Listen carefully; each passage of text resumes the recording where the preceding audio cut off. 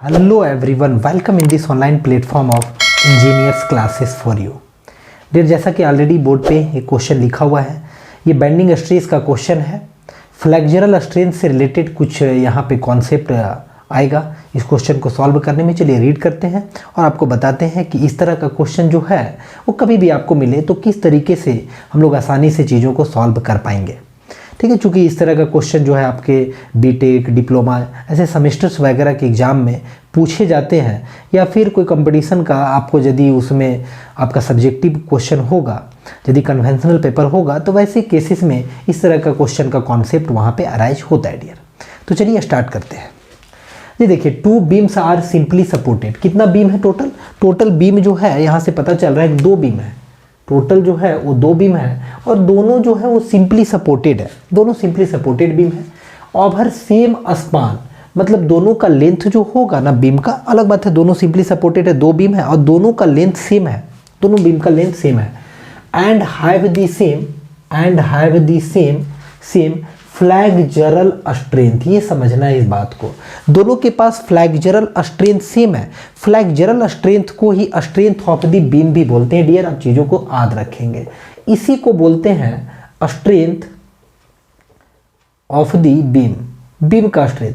और बीम का स्ट्रेंथ का मतलब होता है कि कितना मोमेंट ऑफर कर रहा है कोई भी बीम, रेजिस्टेंस का मोमेंट कितना ऑफर किया जा रहा है कोई भी बीम के द्वारा, वही उस बीम का स्ट्रेंथ कहलाता है। यानी कि M इज इक्वल टू, आप सिग्मा इंटू जेड भी बोल सकते हैं। M is equal to sigma into Z, where sigma is your bending stress, Z is the section modulus, compare the weight, compare करना है वेट का ऑफ दीज 2 बीम्स। दोनों beam का क्या क्या वेट का है, किसका वेट दोनों का क्या बराबर है, या किसका ज़्यादा है किसका कम है, कंपेयर करके बताना है हमको। If one of them is solid, एक उसमें बीम सॉलिड है और दूसरा जो है hollow circular with internal dia half of the external dia. इस तरह से डेटा गिवन है। चलिए इसको हम सॉल्व करते हैं, वो बतलाते हैं कि क्या हो रहा है। सॉल्व करते हैं। सॉल्व करने में यहाँ से ये समझ में आ रहा है कि एक बीम जो है ना वो सर्कुलर है, दोनों तो सर्कुलर है ही, एक सॉलिड है तो एक आपका हॉलो है। इस तरीके से कुछ है 2 बीम। इस बीम का डायमीटर को हम अपने मन से मान लेते हैं। सपोज कीजिए कैपिटल डी इसका डायमीटर है। इसका जो डायमीटर है वो एक्सटर्नल डायमीटर बराबर तो है नहीं, दोनों अलग अलग बीम है। इसका मान लीजिए कि D1 है ना, इसका D1 है। हाँ, एक चीज़ है जिसको रेट से यहाँ दिखा रहे हैं कि ये बताया हुआ है कि जो इंटरनल डाया होगा हॉलो वाला का, हॉलो का इंटरनल, वो आपका मान लेते हैं, इसको हम स्मॉल डी मान लिए, तो स्मॉल डी का जो वैल्यू होगा वो 0.5 D1 होगा, हाफ ऑफ द एक्सटर्नल। ये लिखा है, यानी 0.5 D1, हाफ का मतलब 1/2 0.5 होगा। हाफ यानी कि डी के जगह पे आप कहीं भी ऐसा पुट कर सकते हैं। तो यहाँ से जो है, अब कुछ देखिए यहाँ पे फ्लैक्सुरल स्ट्रेंथ का बात किया है कि सेम है और दोनों का स्पान लेंथ सेम है। जब 2 बीम का ना इस तरह का स्पान लेंथ और फ्लैक्सुरल स्ट्रेंथ सेम हो तो उस कंडीशन में सेक्शन मॉडुलस, जो दोनों बीम का सेक्शन मॉडुलस होगा, मस्ट बी इक्वल, है ना, इक्वल होना चाहिए दोनों का। यानी इसके लिए सेक्शन मॉडुलस का वैल्यू और इसके लिए सेक्शन मॉडुलस का वैल्यू क्या होना चाहिए? इक्वल होना चाहिए। तो चलिए देखते हैं। इसके लिए सेक्शन मॉडुलस का पहले फाइंड करके देखते हैं। यानी जेड सॉलिड के लिए, S फॉर सॉलिड याद रखिएगा, सॉलिड का। तो सेक्शन मॉडुलस का जो फॉर्मूला इसके लिए होता है, कितना होता है? π/32, है ना, π/32। चूंकि x के एक्सिस के अबाउट π/64 होता है। अब ये चीज़ हम ऑलरेडी सेक्शन मॉडुलस से रिलेटेड लेक्चर कवर अप कर चुके। π/32 d टू दी पावर क्या होता है? 4 होता है, सॉरी d का क्यूब होता है। ठीक है, π/32 d टू दी पावर 3 होता है, क्योंकि सेक्शन मॉडुलस I/y होता है और y का वैल्यू d, तो d क्यूब होगा, चूंकि d टू दी पावर 4, तो वहाँ से कैंसल आउट होगा। तो π/32 d टू दी पावर 3 होगा। अब इसी टाइप से इसके लिए यदि सेक्शन मॉडुलस का बात करेंगे, यानी कि सेक्शन मॉडुलस फॉर हॉलो के लिए, तो हॉलो के लिए भी आप लोग को मालूम होगा कि ये होता है π/32, है ना, और फिर होता है d to the power 4 minus capital D होगा, तो सॉरी यहाँ D1 है ना, तो D1 होगा, और small d to the power 4 होगा, डिवाइडेड बाय कैपिटल D1 होगा। ठीक है, इसको और भी आप लिखें तो ऐसे भी लिख सकते हैं, π/32 D1 to the power 4 minus 0.5 capital D1 to the power 4, क्योंकि ये रिलेशन गिवन है क्वेश्चन में, और डिवाइडेड बाय क्या होगा, D1 होगा।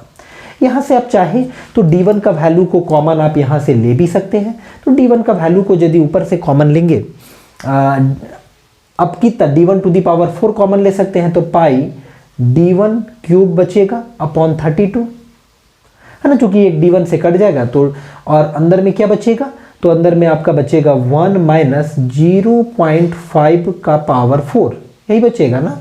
आप इसको सिंप्लीफाई यदि करते हैं डियर, इसको अंदर वाला को सिंप्लीफाई करते हैं, कैलकुलेटर से जल्दी से करते हैं, तो कितना होगा 1 माइनस 0.5 टू दी पावर 4। ये जो डेटा आ रहा है ना, ये 0.9375 आ रहा है, 0.9375, यानी कि pi by 32 D1 cube into 0.9375 dear. अब देखिए दोनों का सेक्शन मॉडुलस तो यहाँ से फाइंड हो चुका है, दोनों के लिए, सॉलिड और हॉलो के लिए। हियर L4 सॉलिड बराबर L4 hollow and फ्लैक्चरल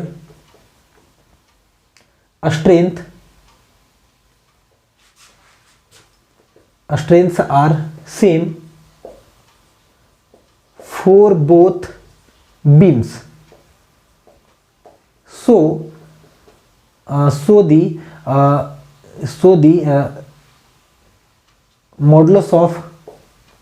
section modulus है ना, section modulus must be same। दोनों का सेक्शन मॉडुलस को भी क्या शुरुआत में ही आपको बताया। तो ऐसे कंडीशन के लिए आप क्या करेंगे, तो जेड सॉलिड बराबर जेड हॉलो करेंगे।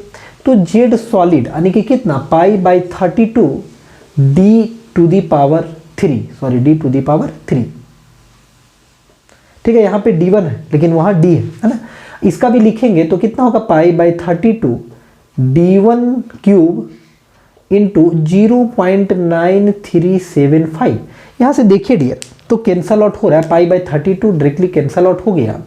यहाँ से देखिए बहुत ही बेहतर सा रिजल्ट आ रहा है कि आप D का रिलेशन आप निकाल सकते हैं, D का रिलेशन बता सकते हैं किससे, D1 से। आप यहाँ से बता सकते हैं कि D का रिलेशन जो है वो D1 से कितना होगा।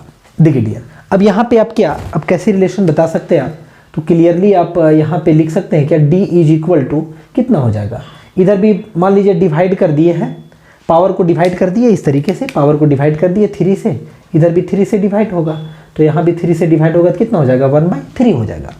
तो ये जो वैल्यू होगा ये ऑब्वियस है कि D1 होगा, D1 इंटू इसको आप सॉल्व करेंगे ना तो 0.98 आएगा, 0.98, ठीक है। आप देखते हैं एक बार सॉल्व करके भी, अप्रॉक्स 0.98 आएगा, यानी कि 0.9375 to the power 1/3 is equal to how much, 0.978, मतलब अप्रॉक्स 0.98।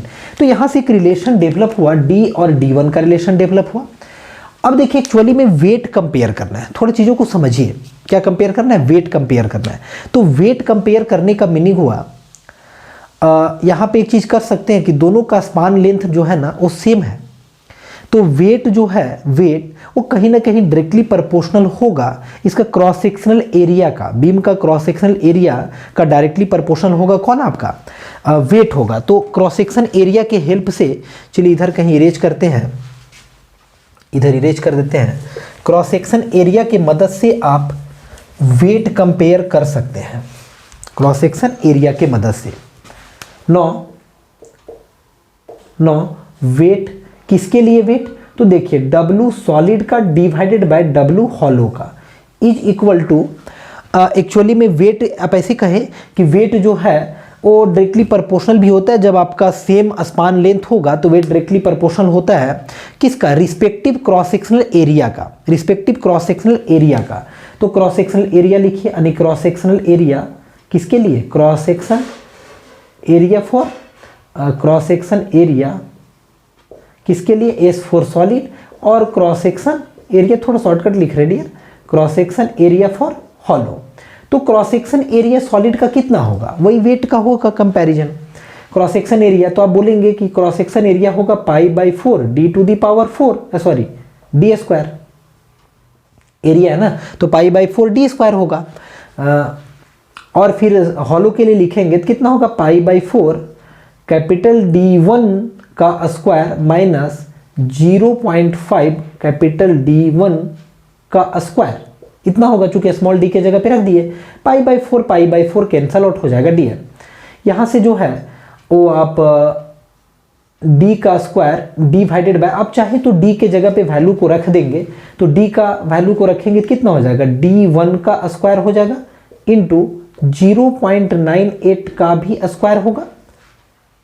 यहां से इस रिलेशन के थ्रू यहां से देखिए तो D1 का स्क्वायर को आप कॉमन ले सकते हैं इजीली, तो D1 स्क्वायर को यदि आप कॉमन लेंगे तो क्या बचेगा अंदर में 1 माइनस 0.5 का क्या स्क्वायर बचेगा। D1 का स्क्वायर कैंसल आउट हो जाएगा। तो ऊपर में अब देखिए इसको यदि आप डिवाइड करेंगे कैल्सी से तो देखिए कितना आ रहा है 0.98 का square divided by 1 minus 0.5 square, तो ये जो वैल्यू आता है डियर ये आता है 1.28 लगभग आता है। ये वैल्यू जो आ रहा है ये आ रहा है 1.28। अब यहाँ से समझिए, यहाँ से ये आपको समझ में आना चाहिए कि वेट जो है सॉलिड का डिवाइडेड बाय वेट जो है हॉलो का वो है 1.28। इसका मतलब हुआ कि कहीं ना कहीं सॉलिड का जो है वो ज़्यादा वेट होगा एज कंपेयर टू हॉलो से, 1.28 टाइम्स ज़्यादा होगा हॉलो से। 1.28 टाइम्स जो है वो हॉलो से क्या होगा डियर, ज़्यादा होगा। किसके कंपैरिजन में, सॉलिड से। अब मतलब सॉलिड का ज़्यादा होगा हॉलो के कंपैरिजन में। उम्मीद है ये लेक्चर आपको पसंद आया होगा। लेक्चर अच्छा लगा होगा ज़रूर आप लाइक करें, कमेंट करके बताएं आपको कैसा लगा। दोस्तों के साथ आप वीडियो को जरूर शेयर करें डियर। चैनल पे नए हो तो ज़रूर सब्सक्राइब करें, क्योंकि इस तरह का प्यारा प्यारा सा लेक्चर मेरे चैनल पे अपलोड कंटिन्यूअसली होता रहता है। मिलते हैं नेक्स्ट लेक्चर में, बहुत खुश रहें। So dear thank you for watching.